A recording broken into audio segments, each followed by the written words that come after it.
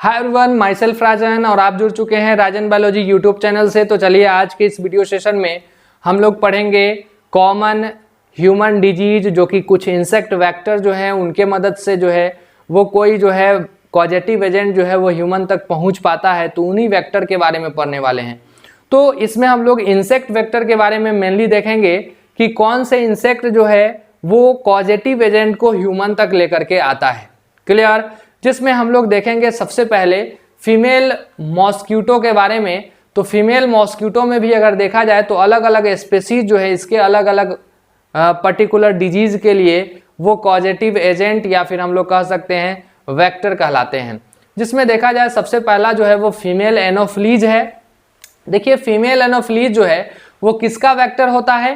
तो हम लोग कह सकते हैं कि मलेरिया का जो है वो वेक्टर होता है, क्योंकि फीमेल एनोफ्लीज जो है वो पर्टिकुलर वो जो है प्लाज्मोडियम जो है, ठीक है ना, प्लाज्मोडियम जो है उसको क्या करता है, ये फीमेल एनोफ्लीज जो है वो ह्यूमन तक लेकर के आता है। क्या है कि प्लाज्मोडियम का half life cycle female Anopheles के स्टमक में कंप्लीट होता है, सलाइवरी ग्लैंड में कंप्लीट होता है, और हाफ लाइफ साइकिल जो है वो ह्यूमन के अंदर कंप्लीट होता है। तो जो है ह्यूमन के अंदर कंप्लीट होता है तो उसी प्लाज्मोडियम को जो फीमेल एनोफ्लीज है वो वेक्टर के रूप में जो है वो क्या करता है, ह्यूमन के अंदर छोड़ता है। तो यहाँ पे ह्यूमन के अंदर क्या होता है, तो मलेरिया कॉज करता है। क्लियर? तो उसी तरह से हम लोग अलग अलग एजेंट्स के बारे में देखेंगे। दूसरा हम लोग बात करते हैं क्यूलेक्स, फीमेल क्यूलेक्स के बारे में, जिससे क्या होता है फिलारियसिस और एलिफेंटियसिस। मतलब कि हम लोग हाथी पाँव कहते हैं। मतलब फीमेल क्यूलेक्स जो है वो वेक्टर होती है किसका, तो वो होती है पर्टिकुलर फिलारियसिस के। मतलब जो हेलमिंथ वॉर्म है जिससे हाथी पाँव होता है, एलिफेंटियसिस होता है, उसको फीमेल क्यूलेक्स ही लेकर के ह्यूमन तक लेकर के आती है। क्लियर है? तो इसलिए क्यूलेक्स वेक्टर हो गया। और यहाँ पे जो डिजीज होता है उसको फिलारियसिस या एलिफेंटियसिस हम लोग बोलते हैं। क्लियर है? हाथी पाँव इसलिए बोला जाता है क्या है कि इसमें पाँव जो है वो हाथी के जैसा जो है वो बहुत बड़ा हो जाता है, इसीलिए हम लोग क्या बोलते हैं, फिलारियसिस। उसके बाद हम लोग बात करते हैं तीसरा जो है एडीज। फीमेल एडीज की अगर बात करें तो ये डेंगू के लिए रेस्पॉन्सिबल होता है। मतलब डेंगू जो है ये पर्टिकुलर देखा जाए तो एडीज जो है मॉस्क्यूटो उसके जो है बाइट से होता है। मतलब ये वेक्टर का काम करती है डेंगू के पर्टिकुलर जो कॉजेटिव एजेंट है उसको लेकर के आने में। क्लियर है? उसके बाद हम लोग बात करते हैं कुछ फ्लाई के बारे में जो कॉमन ह्यूमन डिजीज कॉज करते हैं। जिसमें सबसे पहला देखा जाए हाउस फ्लाई। हाउस फ्लाई की अगर बात करते हैं तो ये typhoid, diarrhoea, dysentery, cholera, conjunctivitis, eye disease है। उसके बाद ट्यूबरक्लोसिस, ये सब कॉज करने में सफल होता है। उसके बाद हम लोग बात करते हैं सैंड फ्लाई के बारे में। तो ये काला जर, जिसको ब्लैक फीवर भी हम लोग बोलते हैं, ओरिएंटल सोल, मसूड़ा का दर्द जो है इससे कॉज किया जाता है। टिशी फ्लाई की बात कर रहे हैं हम लोग, तो इसमें स्लीपिंग सिकनेस, जिसमें देखा जाए तो नींद नहीं आता है, ज्वाइंट्स में पेन देखने को मिलता है। तो ये फ्लाई जो है इसके कॉजेटिव एजेंट करके यहाँ पे लेकर के आता है। उसके बाद लॉज की बात करें तो इपिडेमिक टाइफस जो है वो कॉज करता है। उसके बाद हम लोग बात करेंगे रेड फ्ली, ब्यूबोनिक प्लेग महामारी जो है वो कॉज करता है। उसके बाद हम लोग बात करते हैं कॉमन ह्यूमन डिजीज के बारे में। ये दूसरा टॉपिक हम लोग देख रहे हैं इस सेशन में, कॉमन ह्यूमन डिजीज। मतलब ह्यूमन के अंदर जो है वो कुछ डिजीज के बारे में हम लोग को पढ़ना है जो कॉमनली कॉज किए जाते हैं अलग अलग एजेंट के द्वारा, और कैसे होता है इसके बारे में हम लोग देखेंगे। जिसमें सबसे पहला हम लोग टाइफाइड लिए हैं। देखिए एनसीईआरटी के अकॉर्डिंग हम चल रहे हैं तो एनसीईआरटी में भी सबसे पहले टाइफाइड ही दिया हुआ है। तो हम लोग नीट पॉइंट ऑफ व्यू या फिर class 12th board point of view से हम लोग ये वीडियो देख रहे हैं, ठीक है ना। तो हम लोग इसमें कंप्लीट जो है वो पूरा का पूरा कॉन्सेप्ट देखेंगे, ठीक है ना। तो वीडियो के साथ बने रहिए। देखिए सबसे पहले हम लोग टाइफाइड के बारे में देखते हैं। तो देखिए टाइफाइड जो है ये किसके द्वारा कॉज किया जाता है, तो इसके लिए बैक्टीरिया जो है इसका कॉजेटिव एजेंट होता है, और उस बैक्टीरिया का नाम होता है Salmonella typhi. Salmonella typhi, clear है? Sorry, Salmonella typhi. क्लियर? अब साल्मोनेला टाइफी जो है ये कॉज करता है। अब हम लोग बात करेंगे तो यहाँ पे टाइफाइड फीवर देखने को मिलता है। इसका सिम्टम अगर देखा जाए तो टाइफाइड फीवर होता है। अब हम लोग इसमें देखेंगे कि भाई ये कैसे एक पर्सन से दूसरे पर्सन में, या फिर ये कैसे किसी पर्सन को होता है। तो यहाँ पे हम लोग को देखने को मिलता क्या है कि ये पैथोजन जो है ये हमारे बॉडी में जो है वो इंटर करता है कैसे, तो कंटामिनेटेड वाटर एंड देखा जाए तो फूड के द्वारा। मतलब ये जो है ट्रांसमिशन इसका कैसे होता है, कंटामिनेटेड फूड एंड वाटर जो है, फूड एंड वाटर जो है वो रिस्पॉन्सिबल होता है टाइफाइड के लिए, ठीक है ना। दूषित जल और भोजन अगर हम ले रहे हैं तो क्या होगा, उससे टाइफाइड हो सकता है। क्लियर का है कि इसका जो इन्फेक्टिव स्टेज होता है साल्मोनेला टाइफी का, वो कंटामिनेटेड फूड और वाटर में ही होता है। उसके बाद हम लोग बात करते हैं भाई इसका इन्फेक्शन साइट क्या है, मतलब ये कहाँ इन्फेक्शन कॉज करता है हमारे ह्यूमन बॉडी में। तो देखा जाए मेजर ऑर्गन लीवर को कॉज करता है, इसका इन्फेक्शन जो है लीवर को डैमेज करता है। उसके बाद हम लोग बात करते हैं ब्लड में अगर देखा जाए तो आरबीसी को जो है ये डैमेज करता है। क्लियर। इसमें अगर देखा जाए तो सिम्टम क्या आता है सर, तो सिम्टम जो है वो हाई फीवर देखने को मिलता है, हाई फीवर। उसके बाद हम लोग बात करेंगे वीकनेस देखने को मिलेगा। उसके बाद हम लोग बात करेंगे तो इसमें स्टमक पेन देखने को मिलता है। उसके बाद हम लोग बात करेंगे इसमें तो स्टमक पेन के बाद जो है एपेटाइट लॉस देखने को मिलेगा, एपेटाइट लॉस, भूख नहीं लगता है। क्लियर है। उसके बाद हम लोग को देखने को मिलेगा इसमें क्या, हेडेक देखने को मिलेगा। और उसके बाद देखा जाए तो कॉन्स्टिपेशन भी देखने को मिलता है। क्लियर। तो ये सब इसका सिम्टम है जिससे हम पर्टिकुलर प्रिडिक्ट कर सकते हैं कि हो सकता है कि उस पर्सन को टाइफाइड हो। लेकिन इसका जो है कन्फर्मेटरी टेस्ट माना जाता है वो डिटेक्शन के लिए, तो उसको हम लोग बोलते हैं विडाल टेस्ट। ये बहुत ही इंपॉर्टेंट है विडाल टेस्ट। देखिए विडाल टेस्ट जो है वो कन्फर्मेटरी टेस्ट होता है टाइफाइड का, जिससे पता चलता है कि हाँ टाइफाइड है कि नहीं है। क्लियर है। ब्लड टेस्ट होता है।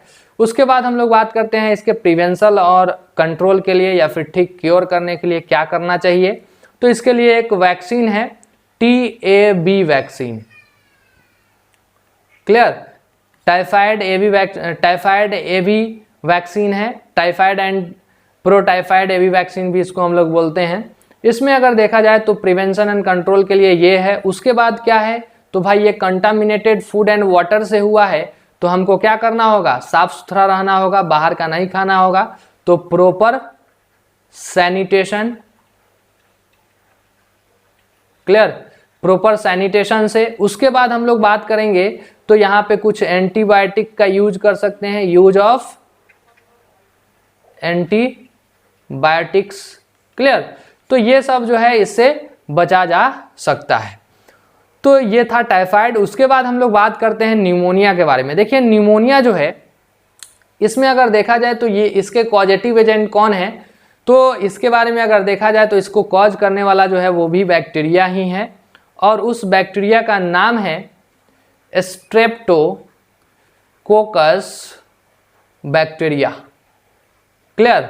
उसके बाद हम लोग बात करते हैं एक और है Haemophilus influenza. Clear. Influenza. Clear. Haemophilus influenza, इससे जो है निमोनिया कॉज होता है। इसका मोड ऑफ ट्रांसमिशन क्या है, तो एयर ड्रॉपलेट के द्वारा जो है ये होता है। क्लियर। किसके द्वारा होता है भाई, तो एयर ड्रॉपलेट के द्वारा होता है, जिसमें हम लोग बात करेंगे क्या होगा कि यहाँ पे air droplet. Clear. Air droplet से ये इन्फेक्शन होता है, मतलब कोई भी इन्फेक्टेड पर्सन है उसका जो है एयर ड्रॉपलेट जो होगा, ठीक है ना, बोलने के कारण, खांसने के कारण, नीजिंग के कारण, ठीक है ना, किसी नॉर्मल हेल्दी पर्सन में क्या हो जाए कि ये अगर मान लिए क्या कि ये एयर ड्रॉपलेट के द्वारा जो है वो उसके अंदर चला गया, तो इन्फेक्टेड पर्सन से नॉर्मल में चला जाएगा क्या, स्ट्रेप्टोकोकस न्यूमोनियाई बैक्टीरिया। ठीक है ना, न्यूमोनियाई बैक्टीरिया,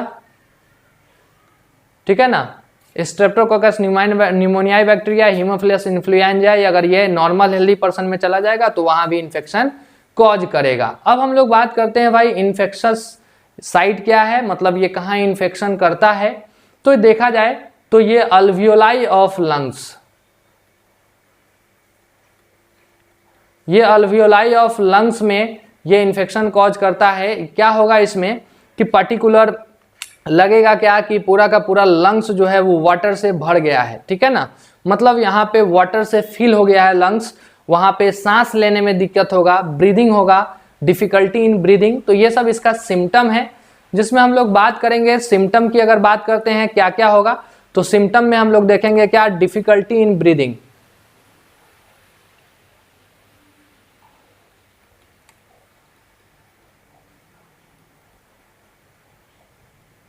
क्योंकि जो है पूरा का पूरा लगता है वाटर जो है उसमें या पस जो है उसके अंदर लंग्स के अंदर भरा हुआ है, जिसके कारण सांस लेने में दिक्कत होगा। सरफेस एरिया जो है लंग्स का वो क्या हो जाएगा, रिड्यूस हो जाएगा। क्लियर, तो सांस लेने में दिक्कत होगा। उसके बाद हम लोग बात करते हैं क्या हो सकता है, फीवर होगा। उसके बाद हम लोग बात करेंगे हेडेक होगा। क्लियर, उसके बाद हम लोग बात कर सकते हैं कि सियानोसिस देखने को मिलता है, सियानोसिस ऑफ फिंगर स्टेप, मतलब कि हाथ और पांव का जो है वो क्या होता है कि जो फिंगर स्टेप है वो क्या हो जाएगा, यहाँ पे पर्टिकुलर देखा जाए तो वो रेड से अगर देखा जाए तो ब्लू में कन्वर्ट हो जाता है। क्यों, क्योंकि वहाँ पे देखा जाए तो मेनली किस चीज़ का कमी हो जाता है, तो ऑक्सीजन का। आरबीसी में जो है वो प्रॉपर ऑक्सीजन जो है वो कंडक्ट नहीं कर पाता है, इसलिए यहाँ पे क्या हो जाता है, सियानोसिस देखने को मिलता है। क्लियर है। उसके बाद हम लोग बात करेंगे कि भाई डिटेक्शन क्या हो सकता है, मतलब ये पता कैसे चलेगा कि हाँ निमोनिया हो गया है।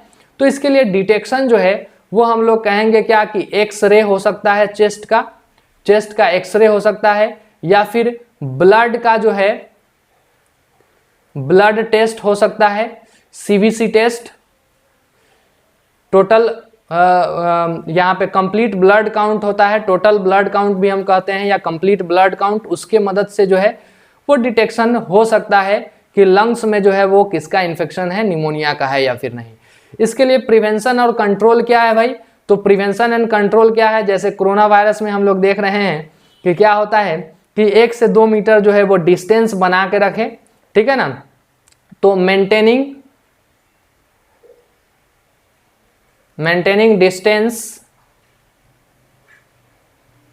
लाइट कट गया है और इन्वर्टर ऑन नहीं किया गया था, इसके कारण जो है वो अंधेरा हो गया है ना। Maintaining distance from